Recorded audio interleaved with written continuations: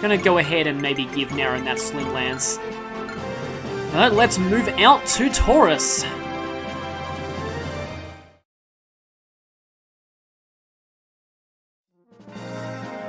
Subduing the Bandits. A very fitting name for an early chapter in a totally not Fire Emblem game. It's a very big and open map though. And already we have our battle preparations menu, which we can save at. Is this like one of the earlier, I would say earliest times in the series we get the battle preparations menu, but this isn't, you know, the series. As you can see here though, we've got a village down here. It even has its own shop, well, armory. And we've got some rogues heading towards there. But yeah, the bandits here all have 5 move instead of 4, because this is a mountain map. And speaking of higher movement, this guy also has higher movement because it's a mountain map, but we'll get to him when once we actually start the battle. We also have that guy standing on a base with 30% of evasion. So in terms of manage, here's the kind of annoying thing. The order determines what order people deploy on the map, but you can't see the deployment locations or where everyone in the order goes, and it's a massive, massive pain. It's been a thing in like all the Saga games. You couldn't actually reorder people on the map screen until I think FE6, and it's something that, like, if you played Fire Emblem Heroes before that got patched, you probably know how frustrating it is. I don't have memorized exactly where everyone in the deployment list deploys, but I do have it written down for some maps where deployment locations really, really matter. In this one though, I don't think they matter all that much. The cavalry will get into the battle quickly, and Garrow will get into the battle very, very slowly.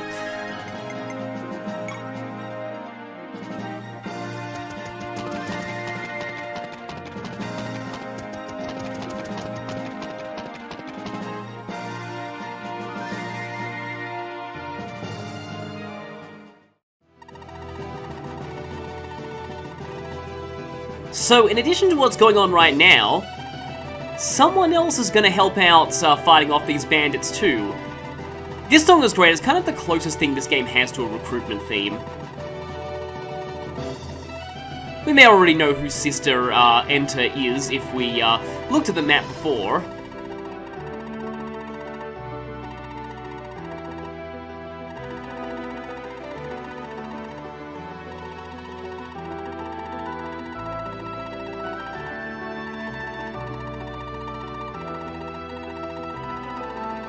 Yes, everyone here is just old mans who can't use swords.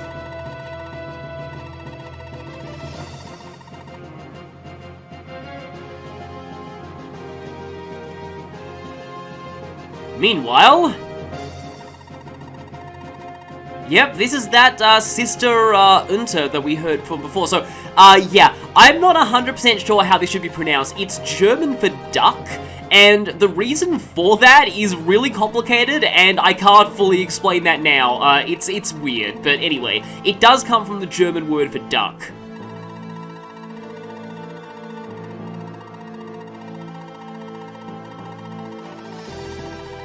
Yeah, she was just kind of a little bit, you know, oh hey, I'm gonna help people who are wounded, but she ended up helping bandits, and yeah.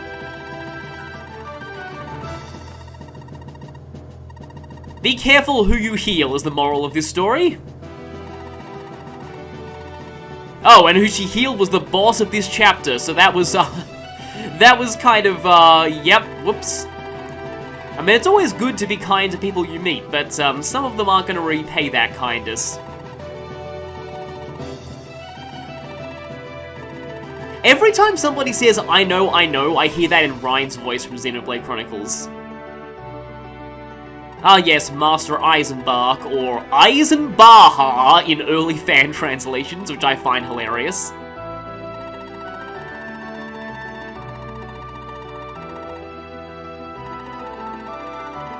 Mars is associated with water here, just like I think it is in Golden Sun. I could be wrong about that. Actually, wait, no, in Golden Sun is Venus water. I haven't played Golden Sun, a lot of people tell me I really should.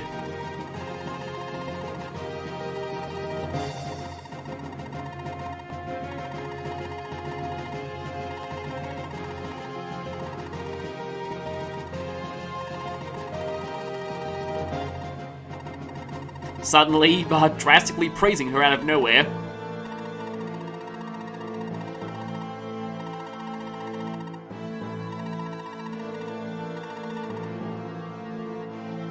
Not to mention that these mountains are literally this guy's favored terrain.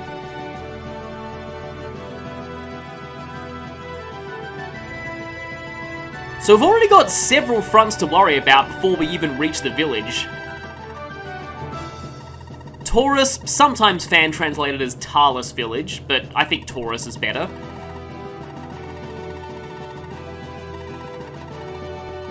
Well, if you squint, you can see a sword fighter over there. Oh yeah, also there's no smoke and fire, so... yeah, obviously the bandits haven't reached the village yet. So, just like in Fire Emblem, if you let bandits reach villages, they will burn them down, and you won't be able to get any of the items from them. And the villages in this chapter are super important. In fact, there's something very, very, very, very, very, very important in one of those villages that I missed in my first playthrough. It's funny that Raffen should be mentioning that after I got done watching an overly sarcastic Productions video on revenge. And the funny thing about that is that so many people actually misunderstand an eye for an eye. The original intent of the phrase was warning against disproportionate revenge.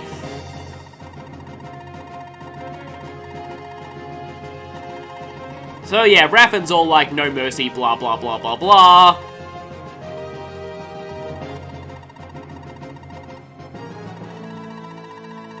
It's also funny that we're seeing this conversation after I recently got done doing a side quest with bandits in Ghost of Tsushima, wherein you actually can finish the side quest without killing the bandits.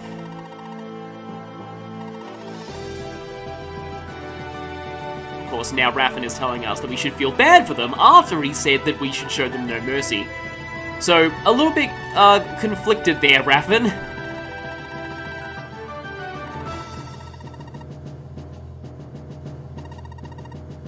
Yeah, the faster cavalry, you know, which is most of us. Few just tactical tips there, but before we get into anything, we have a few characters to go over. We have Bartz, this axe fighter here. Bartz is actually pretty solid overall. His base stats are decent enough, and he has good growth rates in HP, strength, and speed, which are the stats that really matter to him. He does have a little bit of a weakness in skill, and a 15% mastery growth is a bit iffy, but at the same time, he only needs to gain 1 mastery to use killer axes, and then 1 more to use tomahawks, and seeing as he gets +1 on promotion, that's not that hard to achieve. 1 more mastery to bring him up to 11 will give him silver axes. In terms of skills, I find Mountaineer barely helps outside of this map, because mountain maps are very rare. In fact, I feel like they're the least common map type in the game, though I could be wrong.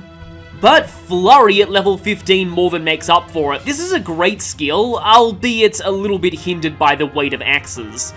It is still pretty much a "this enemy dies" button on the player phase, which is always useful to have. Especially if you use it with a ranged axe. Many players agree that Bartz's main weakness is that he promotes with a hero crest, a promotion item that there is a lot of competition for. It may not seem like that now, but once we start getting hero crests, we'll have a few new recruits who are extremely powerful and become even better on promotion. So they usually get dibs on that before Bartz can. But Bartz is definitely not bad, and a solid option early on.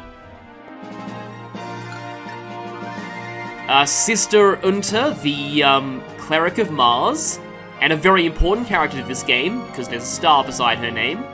Enter is going to be a forced deployment from now on, and if she dies, it's a game over. She's also a staff user, and one thing you should know about staff users in this game, they don't promote. So unlike in Fire Emblem, they'll never become fighters.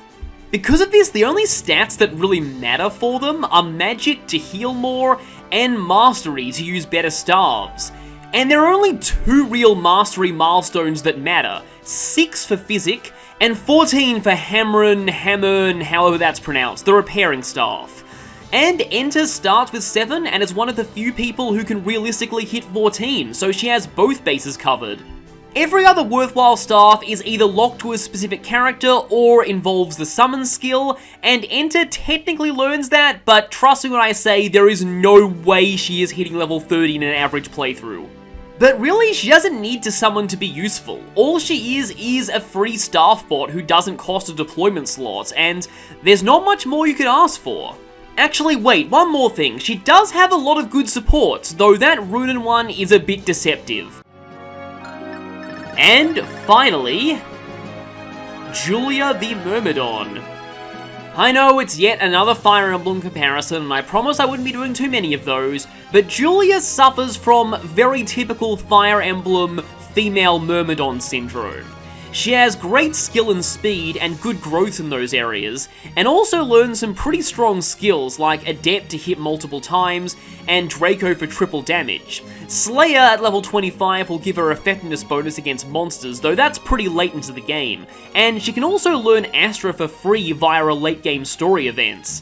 She's got some decent supports too, but her main problem is low strength, which means she relies on critical hits to do damage. But there's an interesting reason why I wanted to bring up the Fire Emblem comparison, because unlike many games, Julia is the exception and not the rule. Swordmaster is a very strong class in TearRing Saga, and we'll be getting a few very strong ones a bit later on. Julia just happens to be on the weaker end of the class. She's still alright in the early game though, and I'll just say, if you like story events, you might also want to train her at least a little bit. I love how her title is just Red-Haired Girl. It's just so mundane. Anyway, so these rogues are gonna go for the village, and usually they'll prioritize attacking the village over fighting you. I think Julia can visit these houses if she wants to, but she's much better served acting as their defender. She won't have weapon triangle advantage over the bandits though. And just be warned that some of them have hand axes, just keep an eye on that. There will also be reinforcement bandits eventually. So in terms of the people here, okay, nobody here have hand axes. So usually what you want to do from the start of this is to send you down here. Also, just bear in mind, the staff command is below weight in this game, so don't mash the confirm button when you end a healer's turn. Otherwise you might miss staves. She starts out with this save staff, which lets you save in the middle of a chapter at any time, and has a pretty generous 18 uses. Though, be warned that you won't get another save staff until chapter 20. So, yeah, you might want to hold off on using it that much if you want to save it. Of course, if you're playing on an emulator, you won't even need to use it at all because save states, but I'll probably try and use it where I can. Some of the terrain here is considered frontier, which is very, very difficult terrain for horses. Most cavalry can't even cross frontier terrain, without dismounting, that is. And here comes Rathan with his 8 movement, even though his class should have 7. Now, in fact, I believe if I check Arcus, yes, he can talk to Esther. I almost called her Estelle. Because I just really wish she was called Estelle. Estelle is, Trails in the Sky fanboy. You can tell that I am one. And now the bandits advance towards us. Goo goo goo goo goo goo goo. So it's an in-joke with me because when I played Shadow Dragon for the first time in Japanese, I misread the bandits' laughter. It was supposed to be coo coo coo coo coo coo coo, and I misread it as goo goo goo goo goo goo goo goo. And then I just found that so hilarious that nowadays I like to joke that bandits laugh like that. It wasn't even a bandit who actually used that laugh in the first place, it was a generic soldier in one of the Marth prologue chapters. But yeah, also just bear in mind, this path here, you can actually access the base via there, so you don't have to go all the way through this mountain pass to get to the boss. I may have actually done that in my first playthrough and not realized. So basically, these two just need to keep going. Now, is it you? Okay, you can talk to Runen. I thought it was Runen who had to talk to you. I like to keep Bast in, not Bast, this guy, I might call him Bast a few times, he does have the same name in Japanese, and he is pretty much directly based off of Bast from the original, Marth's games. He was probably an attempt of doing Bast better than, the original game did. Don't really need to use the killing edge right now, I guess. I mean, Rathan could try and flank them, but at the same time, I would like to get his support bonus with Esther going. We don't need to worry too much about equipping the Killer Lance, because these guys won't have weapon triangle advantage. I think he'll be getting the support bonus from that. Oh, he's definitely getting the support bonus, because, critical 36, and the weapon has critical 20. Now, I would like Naren to get a little bit of the experience here, but at the same time, it's not totally vital, because Naren has Paragon, so he's gonna just be leveling up like crazy. Meanwhile, Garrow is just gonna barely do anything this whole chapter, because Garrow, 4 movement, it's just like, it's funny, he has good bases and good growths otherwise, and good skills, it's just 4 movement that never gets better. Okay, Bandits, let's see what you got. So, usually the rogues prioritize attacking the villagers over attacking you. So, you often have to directly try and fight them yourself. See, he just ignored Julia. But that guy didn't. I think it's actually only the rogues who can, I was about to say kill the villagers rather than, destroy the villagers, but you get the idea. And, like I was saying, yeah, expect Julia to get hit by quite a few of the bandits because there's no weapon triangle. It's just like Radiant Dawn hard mode Edward. Yeah, there's a lot of things about Radiant Dawn's hard mode that I don't like at all. Okay, that is a 20 HP bandit with an attack speed of 2, which makes him actually somewhat hard to double for some of us. And I kind of want to get this conversation out of the way.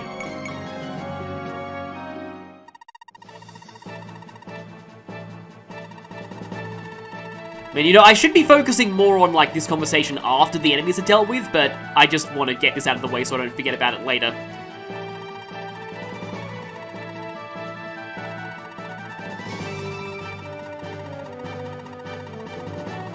Well, I thought she was going to call him a complete idiot, so Novice is one step above that.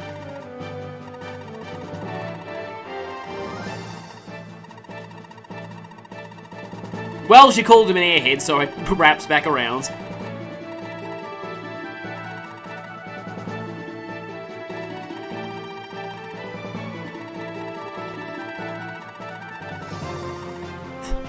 Well, I mean, I'm sure you want to get to know her in a certain other way. Although that's at least kind of dark.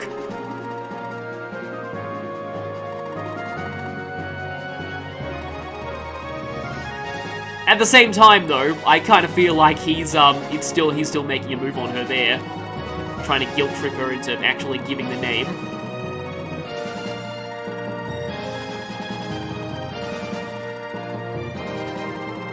I don't think Esther's even, like, canonically seen combat before this point, even though she's trained.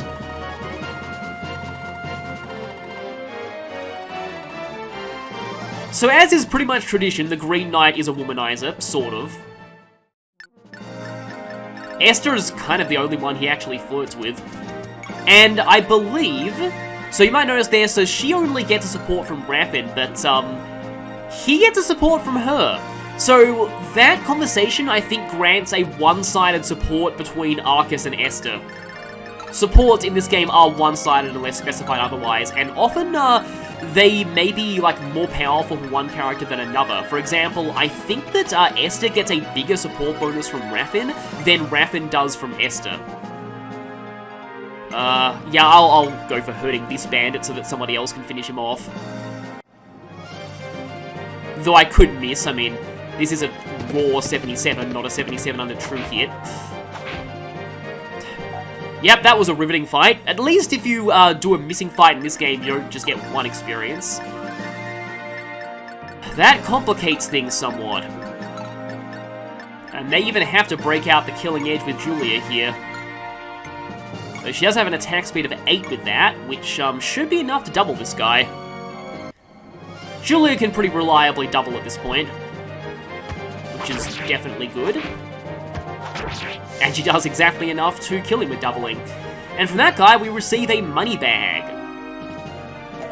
Money bags are interesting, though I'll get into that after I deal with these enemies. Okay, so this guy has horrendous attack speed. But at the same time, I don't know if Naren can one-round him. 12 attack, 3 defense. That means I do 9 damage type, which is exactly enough. However, I couldn't miss either of these hits. The bandits still are pretty inaccurate. Nice dodge there, Naren. There we go. Naren's first kill. Already a level up. Okay, I couldn't ask for better than that, honestly. Strength and speed are yet two of the main offensive stats. Okay. How far can... Oh yeah, you can go pretty far. Yeah, because I don't think Esther's gonna be getting a... I can either keep him close for the support bonus, or charge him all the way in and try and just take out some of these bandits with Raffin. Although I think if Raffin goes like here, I think Esther will still get the support bonus. Though, yeah, she does get attacked by a hand axe. Which is a bit of an issue if she takes a lot of damage from this guy, because she doesn't exactly have the best defense stat. Yeah, defense of only 4. She only takes 3 damage from this guy, though. To get like a little bit of critical out of that, but I guess I can fight with her.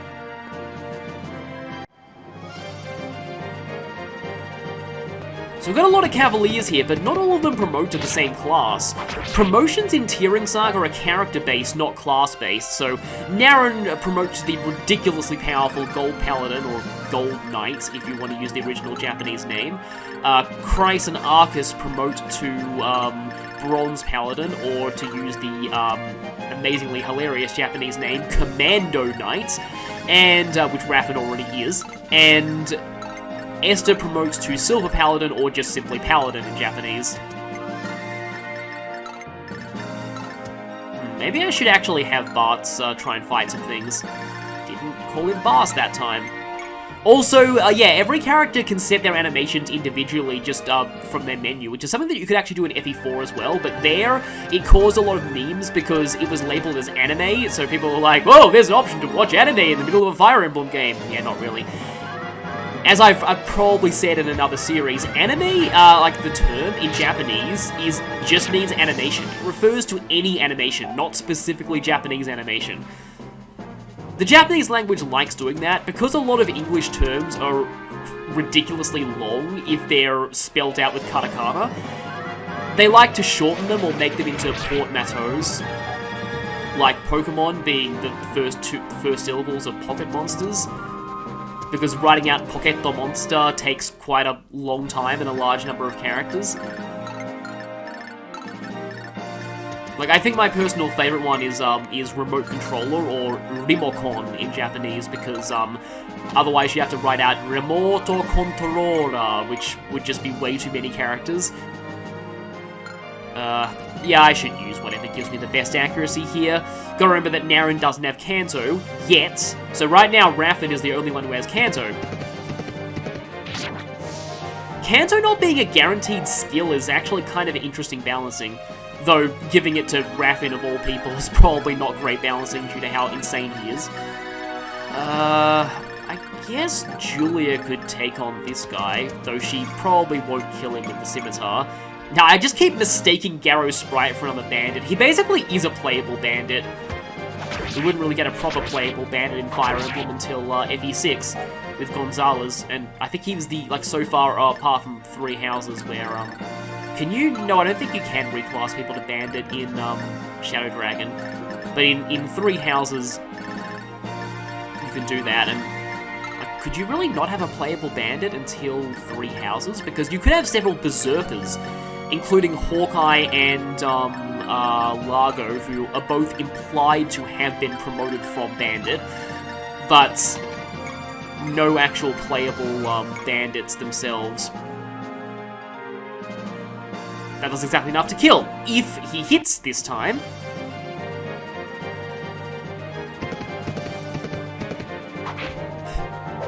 What are you doing, Christ? Seriously. Well, I mean, I could try and have Esther finish... Okay, or Arcus could attack. So attack speed of -3 and I have an attack speed of 5. I think that means that Arcus actually doubles you. I hope I'm doing the calculation right there in my head. Yes, he does! I like the backswing animation with the sword there. Battle animations in TearRing Saga do go on for quite a while. I can see that being a point of criticism. I still don't like turning off battle animations because I just feel like it makes the battle so much less personal. But eventually I might do... There's an option to speed up the map-based movement of most units. And I may end up doing that at some point because this can be quite a slow game in general. Only 4 damage, which is not bad. I've actually heard pretty good things about I almost called him Bast, again, about Barts from a lot of people, but at the same time, there's another axe fighter in this game that I like a lot more. So you have, no you don't even have Physic. I would have a Physic staff on my side if I picked Lee earlier. Like, it's probably best to make the decision of whether or not to train, Esther from the get-go, because if you're not planning on training her, then there's probably not a ton of reason to have her kill stuff unless you really need that. She's only really good if you train her, and Naren's a lot better in that regard. A lot of people consider her basically equal to Christ, because Christ starts out better. Esther has greater potential, but she's also a lot weaker to start with. Like here, for example, she's got, okay, she'll only take 2 damage from this guy, though, if she does miss him, so not really that big of a risk.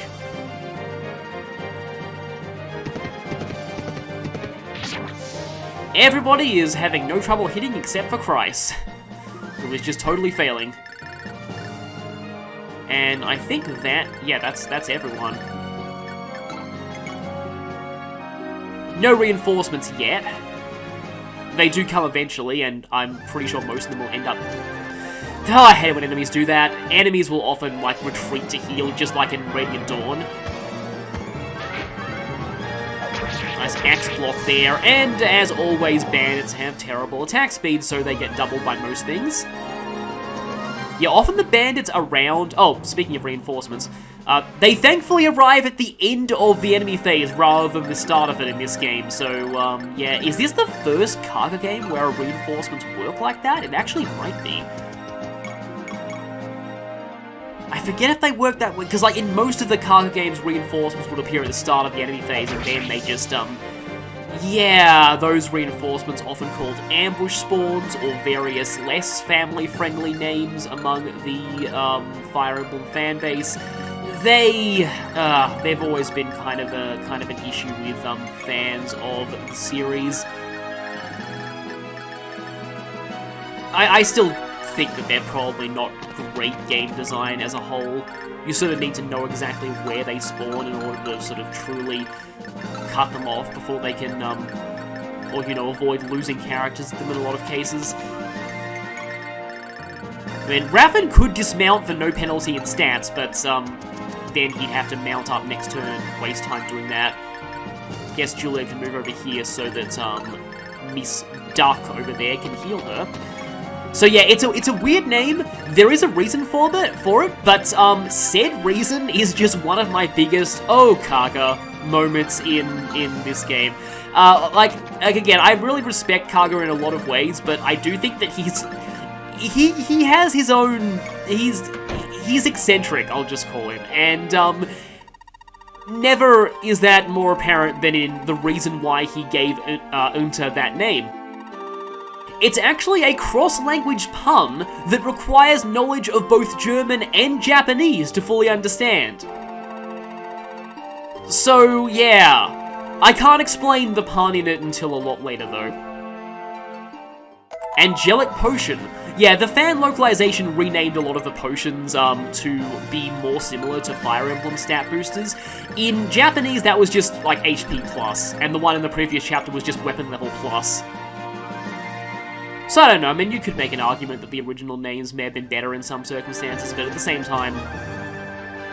And they also changed a lot of skill names, so for example, like, I wouldn't say Kanto was originally removed because, that's what it's always been called in Fire Emblem as well, but I mean more that, for example, let's see if I have a skill here that I can, Urbanite. Actually, I don't think I have any skills that, were, changed from their original Fire Emblem names in, the original Japanese version of TearRing Saga.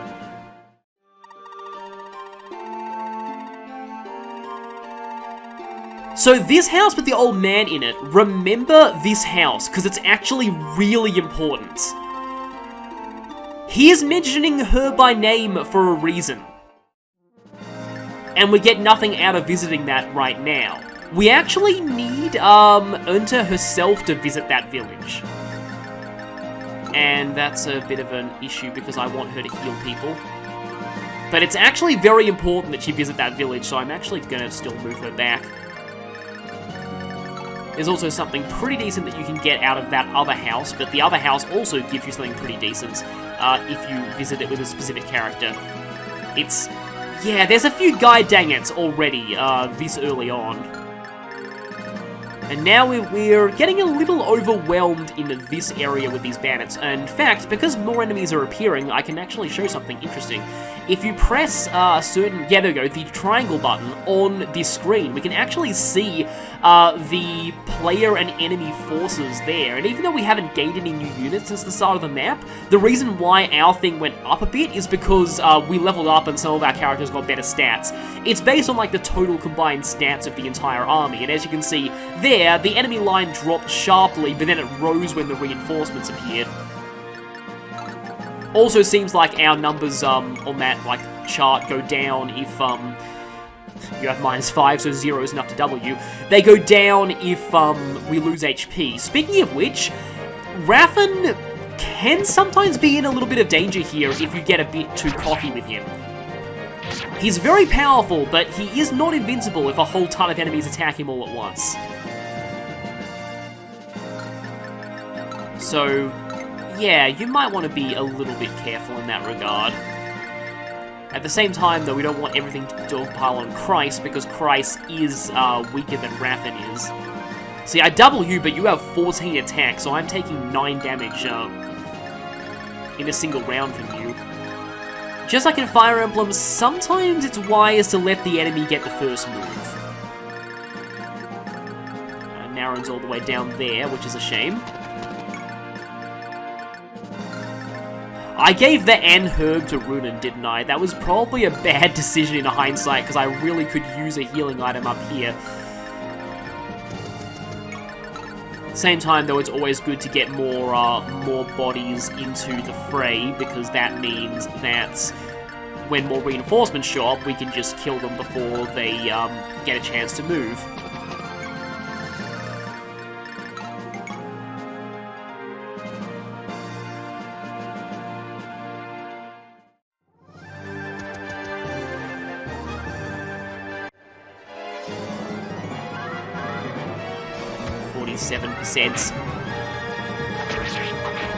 Not as unreliable as it would be on True Hit, and has Kryze only hit 1 attack in this whole chapter so far out of like 4? That's unfortunate. Okay, yeah, so this guy does do 7, so 3 of them would actually be enough to kill Raffen. I kind of don't want him to... well, I mean, he would have 1 round killed anyway. I mean, if Raffen levels up and gains 1 point of speed... although the rogues are obviously going to focus on the village, not Raffen, so he's probably safe. Now, Christ, could you actually hit both of these, please? There we go! It only took you, like, 5 battles. And these guys just do the enemy shuffle, as some people call it. Okay, no more reinforcements yet. So, I can take care of these guys at my leisure now. Or leisure, as Americans would say, which sounds kind of weird to me, but oh well. Okay, Naren doubles that guy, but I kind of want to go for... No, I'm gonna go for the easy pickings here with Narum, just because I want him to get as much experience as possible.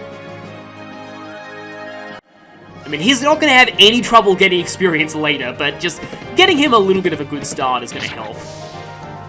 That should be enough for a level. Yep. He kind of reminds me a bit of Lachesis from FE4, because, like, his only somewhat decent growth is strength, but he has ridiculous promotion bonuses to make up for that. Raffen is a little hurt, but he also is, like, decently close to leveling up. I mean, I will double you even with the Scimitar, but at the same time, I want to try and see if I can just crit and kill you. Killing Edges don't have as insanely high crit in this game as they have in a lot of other games. And Julia is pretty fragile, like a lot of Myrmidons. Ooh, first empty level up. On Julia, of all people, who actually has pretty good growth rates, so that's a bit of an unfortunate person to be suffering from that. The forests are slowing us down quite a bit here. As usual, mounted units don't like forest that much. So while the cavalry dominated the early part, they, I mean, they're still actually dominating pretty well here. It's just, Garrow, like, there's a reason why most Jagans are mounted in the series. Because they really need to be able to get where they're needed, and quickly. Okay, so if I equip the Javelin, am I gonna get... In fact, I don't think I get doubled even with the Javelin, but, this guy has pathetic attack anyway. I don't think I'm really at too much risk if I go down here and Javelin you in the face. Hopefully. I might end up just javelining the grass, given how lucky Christ has been so far with his accuracy, but no, he actually did hit that guy. Which is good. Just kind of trying to circumvent the lake there. I feel like you can actually talk to Runen as well. No, it doesn't look like you can. I'm gonna have Garrow enter this house. So these houses can thankfully be entered multiple times.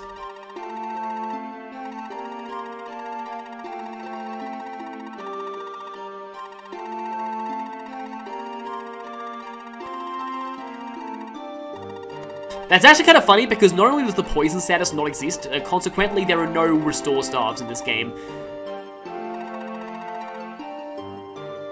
Word about that travels pretty quickly. Okay.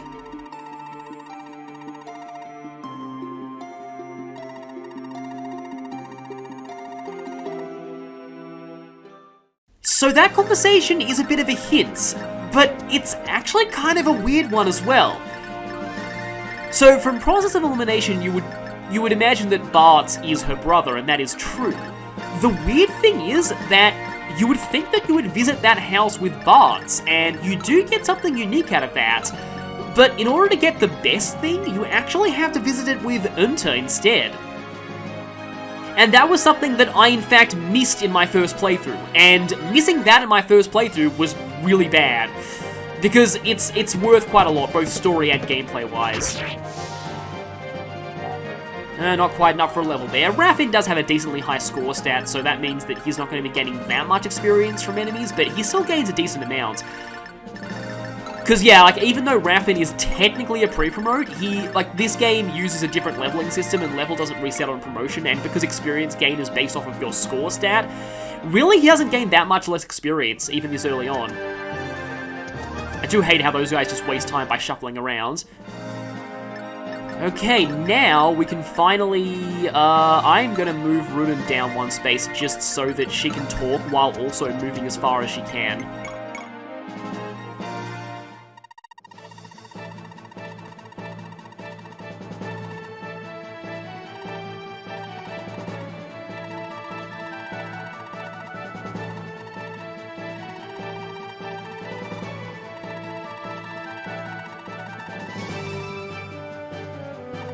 And our mission to subdue the bandits is almost over, or at least it should be soon. Yes, the villagers are very worried, almost as if we should make her visit them, just to reassure them that she's totally safe.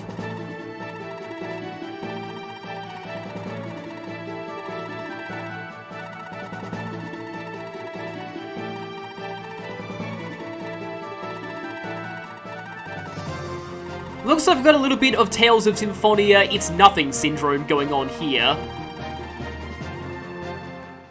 We'll see what that means a bit later. But with that, we actually have a support between Runen and Unter, but at the moment it's actually one-sided. Also, yeah, Runen needs to talk to Julia, which is a bit of a shame. Julia does decently well against the boss, but that's assuming that she's healed, and she's not, so I might actually want to have Julia run back towards the village.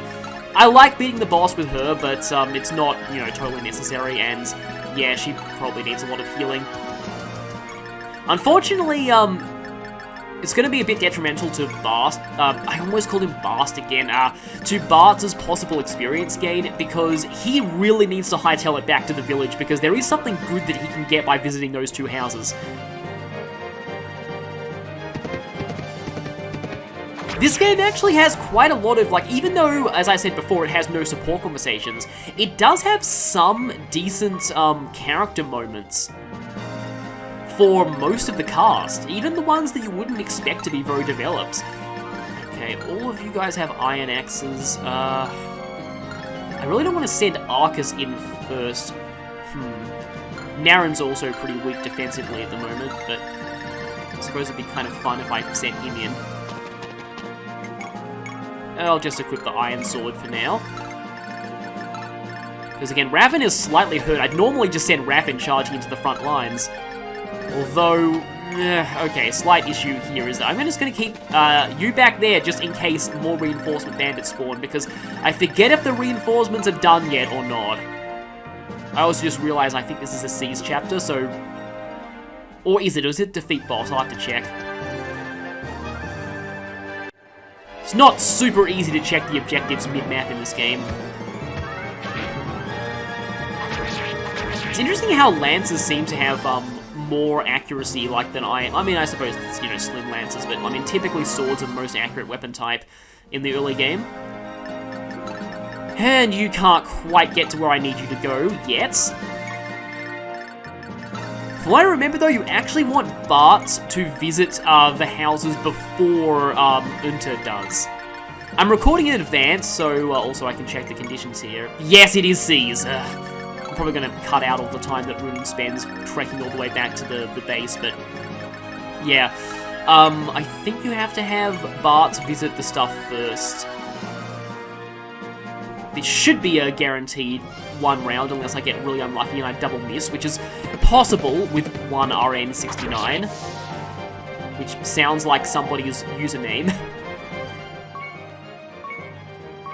Magic, okay. 1 point of mastery is not bad, although I don't really have, like, all of the mastery requirements that the weapon's really memorized. Now, the Killer Lance's mastery 8, it's going to take him a while to get to that level. I would really like Raffin to level up if possible, but at the same time, I kind of want these guys to come to us for now, because, yeah, he can't really take that many more hits.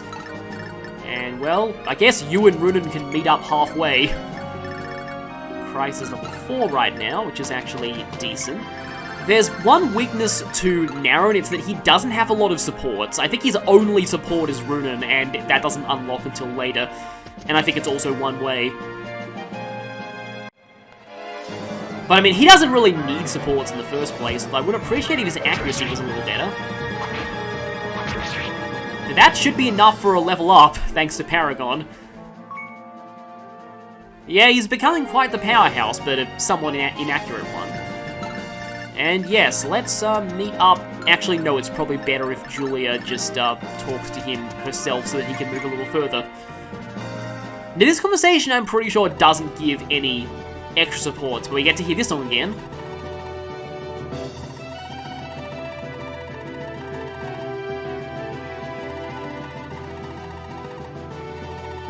Yeah, the kind of pro bono mercenary, I guess, if I'm using that term right. Well, it was actually mostly saved thanks to our cavalry, but she contributed a little bit. Okay, only some of us are from Verge. Verge has its own issues to deal with the whole uprising.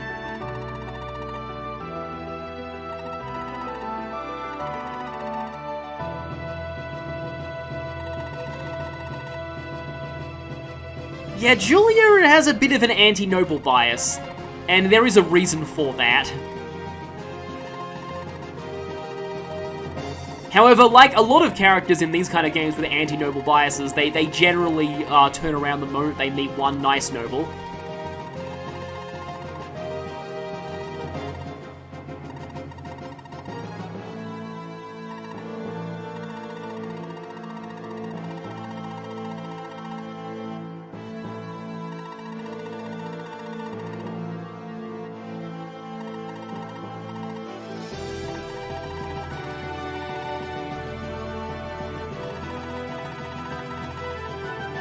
And of course, he, you know, had his country kind of destroyed.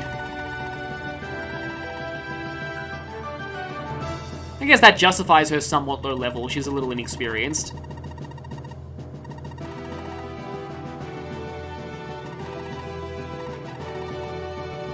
No, now's not the time for backstory. Let's get to the fighting.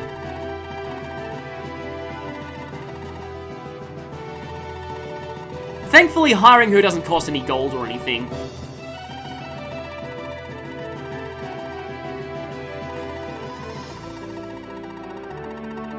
And yeah, Julia actually has somewhat of an important story arc. She has her own business in our homeland, so that's why she'll be coming with us.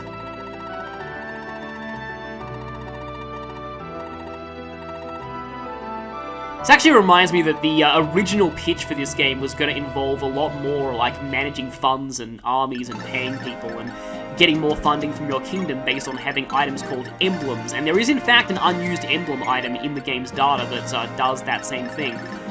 So I'm going to wait until I can potentially get those villagers with Barts. I would have to double miss though to be at risk of dying, but I don't have any javelins among these people, so potentially that could be a problem. It's probably better if I just let him attack me on the enemy phase. That's also a pretty common and valid tactic in these games. Of course, I can get a javelin over here with Chryse. There is a much, much better 1-2 range spear that we'll be getting access to later on in the game, that having enough mastery for that is always a good thing. I don't think I actually equipped the Slim Lance on Naren, though, for better accuracy, which is, yep, I still have the Iron Sword. Oh, well. Okay, at least that missed.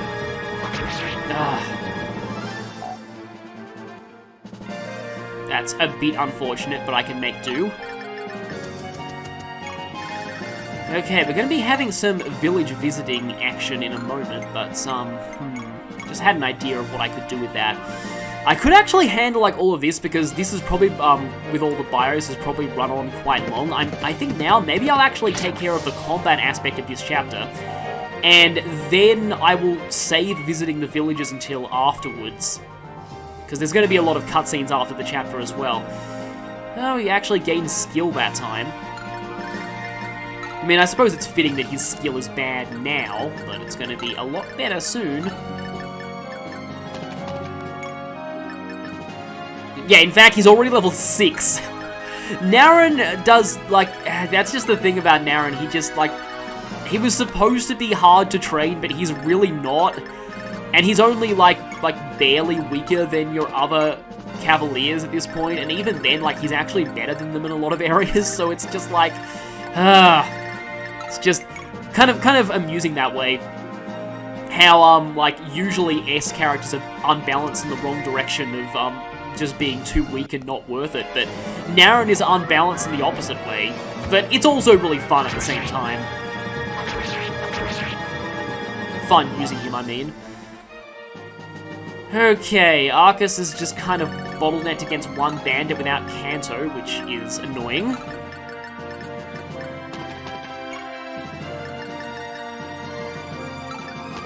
Guess if I'm just playing this safe-ish.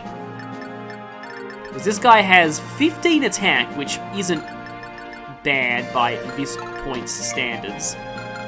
Just trying to think whether I try and get another kill with Naren or not. I mean, he really doesn't need it, but at the same time, my other people here might be somewhat at risk of dying if they do badly. because Esther is just kind of a little low. I really don't want Raffin to take another hit is the problem. Oh, and also, speaking of things that have... Actually, that kills you, doesn't it? Yeah, I do 14. That kills you, and I'm guaranteed to hit. There's no way that I can take any damage in this fight unless you somehow magically gain Vantage, which wouldn't work anyway, because in this game, Vantage only works if you have higher attack speed, and this guy obviously doesn't have higher attack speed. Okay, defense would have been nice, but more speed is still good. And Kanto. 15 on defense of 7. I don't think Raffin gets doubled either. But at the same time, Runen's going to take more turns getting here, so there's really not much to... Like, not much reason to be risky here. Yeah, he's not going to double, but still. Hang on a second. Javelin is 5. I can give Naren the Javelin.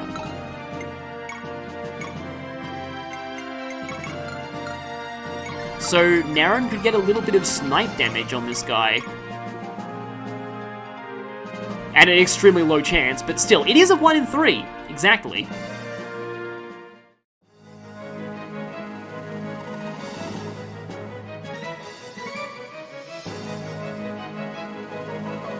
Bit of generic bandit bravado there, and yep, no hit, but still, it's probably quite easy to boss abuse Naren as well, just because he gets so much experience just from attacking things. So yeah, like, training Naren, absolutely not difficult at all.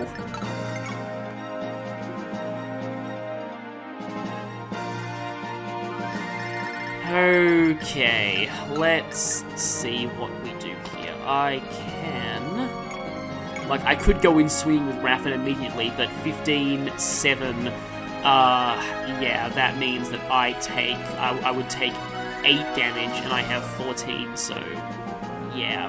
Best to let him make the first move. In my test run, I actually made the first move myself with Julia, and she almost died, so, yeah, learning from my mistakes there. Reminds me of what the tutorial of FE7 encourages you to do with Lyn, when really that's a bad idea. Like, it's still, yeah.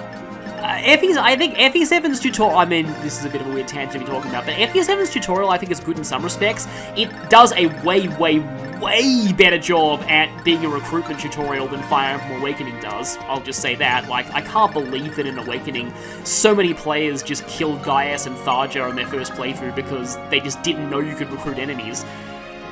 But, at the same time, Lyn Prologue is just not a good chapter at all, because Lyn only survives the first boss fight because she gets a scripted 1% critical. It's really, really dumb. Speaking of dumb, this guy actually heals a pretty surprisingly high amount from his base. Yeah, you can see why they toned down Throne Evasion in the English version of FE7, to go back to that game. Yeah, that was inevitable. But I have a plan. She can't use the Javelin, but she can at least get it into range for Christ to throw it. Now he can use this, which might even be the kill if I get lucky. 14, 5. Yeah, that's going to do exactly enough if I hit, which, again, this is Christ, so nope.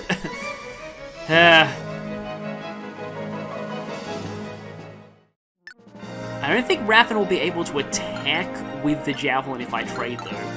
Though, what is my hit rate against you? 93.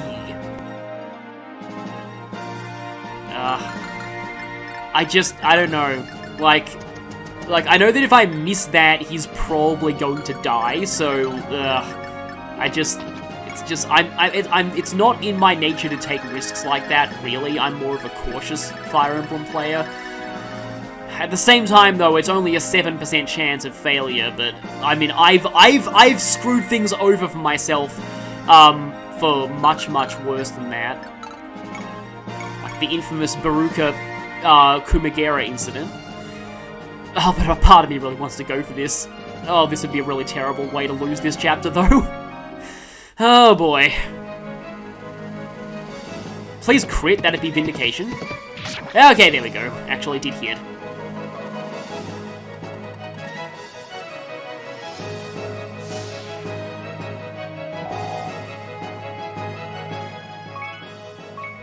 Mastery, he already had enough of that as it is.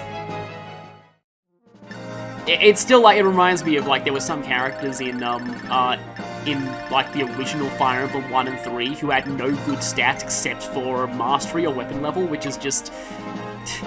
Considering there were good characters who also had good weapon level, like Paula, that like... people like Violin just...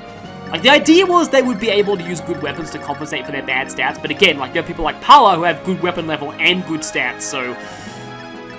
Anyway, I think I'm going to call things here, because next time there's going to be a lot of village conversations, and also a lot of cutscenes for the end of the chapter, so I'll see you all for that next time.